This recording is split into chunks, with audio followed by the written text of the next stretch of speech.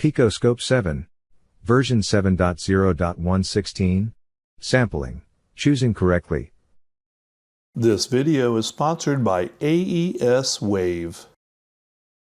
Let's take a look at what it means to have a sample rate on a digital storage oscilloscope. When the digital scope takes a picture or takes a sample, it will create a dot on the screen. As the dots go across the screen, the Pico Scope will connect those dots. So if you have a low sample rate, there's a large gap between the dots. However, if you have a high sample rate, the dots or the gap between them are very, very close. Therefore, the data that you have is much more accurate. Now, the pattern on the right will draw the line in this fashion. Now, the pattern on the left should look like the pattern on the right. However, because of the low sample rate, you get an erroneous signal. Let's take a closer look. This square waveform was captured at 100,000 samples a second. Based on the screen time of 20 milliseconds per division, this screenshot has 20,000 samples. This is the exact same square waveform, except the sample rate is set to 100 samples a second. With the same time base of 20 milliseconds per division, there are only 20 samples captured. These samples can be plotted in a spreadsheet application.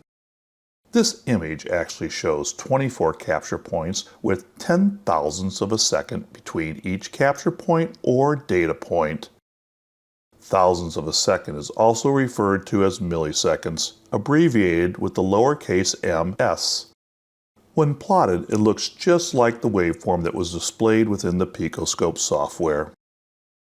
When plotting the image from the waveform that was captured at 100,000 samples a second, there are now 20,004 data points. The plotting looks just like the Pico Scope waveform. There is one data point every 10 millionth of a second, or 10 microseconds. The average voltage is just a tad under 5 volts. The voltage stayed at that average for approximately 18.4 milliseconds. There are 1,837 data points taken during that 18.4 millisecond period. If we take a close look at this pattern where this noise is, and you might think that's noise, but we're actually going to come in and we're going to do a real close zoom of that. Here you can see the data points bouncing above and below 5 volts. This is why when we plotted it with Excel, we got an average of just shy of 5 volts. So, what is the correct Pico Scope settings to get the correct sample intervals? How do you know if you're oversampling or undersampling? Undersampling is when there is not enough data points to accurately display the waveform. You saw this earlier in the video.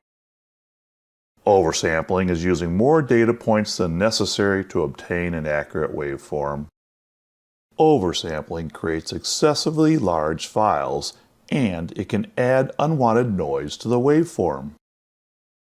To avoid oversampling or undersampling, try to have the sample intervals between 1 and 10 microseconds. The sample settings in Pico Scope 7 are here under the time settings. This is where you can change your time base, and down here you can see the sample intervals. It's set at 1 microsecond. To get to the sample settings, you click on this icon up at the top, and now this is where the magic begins. Pico 7 added something really cool, which is the sample rate. Now this setting, buffer memory settings, that is the old Pico 6 setting, and that works off of this 200 millisecond per division progressive mode. They also have different low, normal, high, or custom settings you can do. Let's just say, for an example, we put it at normal. At normal, and you go back to the time settings, you'll see that at 10 milliseconds per division, we are sampling every 20 nanoseconds. That's a bit too fast. If we go to 20 milliseconds per division, that sample rate changes. Every time we change our time base, we get a different sample interval. this is going to affect over or undersampling. Returning to sampling, if we switch to sample rate, I'm going to use the 1 million samples per second, but let's come back to our time base. Now look at my time base at 500 milliseconds per division. We are at 1 microsecond. If I go down to 20 milliseconds per division, it stays at 1 microsecond. If I go down to 2 milliseconds per division, it drops a smidgen to 1.02 microseconds. I can go up to 2 seconds per division, 5 seconds per division, 10, 20, 50. It's not till I get to 50 seconds per division do I finally move up to 2 microseconds. By using this mode, we stay consistent with our sample rate. Going back to sampling, if we use the preferred normal that Pico is recommending here, we will use 2 million samples a second. And if we go back to our time base, we'll see that we're sampling at 500 nanoseconds.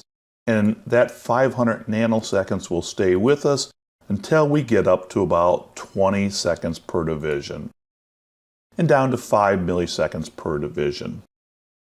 The problems I've had with setting this to 2 million samples a second is with the reference form library.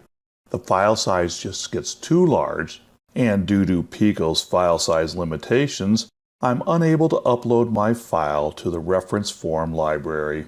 When you're in sample rate, this progressive mode is inactive, even though it is adjustable. This only takes effect when you're in buffer memory. Now what that means is that any setting that's below 200 milliseconds per division, the signal will pass through the Pico Scope hardware and directly show up as a waveform on your screen. Any setting above 200 milliseconds per division will now be buffered into the Pico hardware before it shows up on your screen as a waveform. The new sample rate settings in Pico Scope 7 is a game changer. The user no longer has to constantly change the sample settings to ensure that the waveform is not oversampled or undersampled.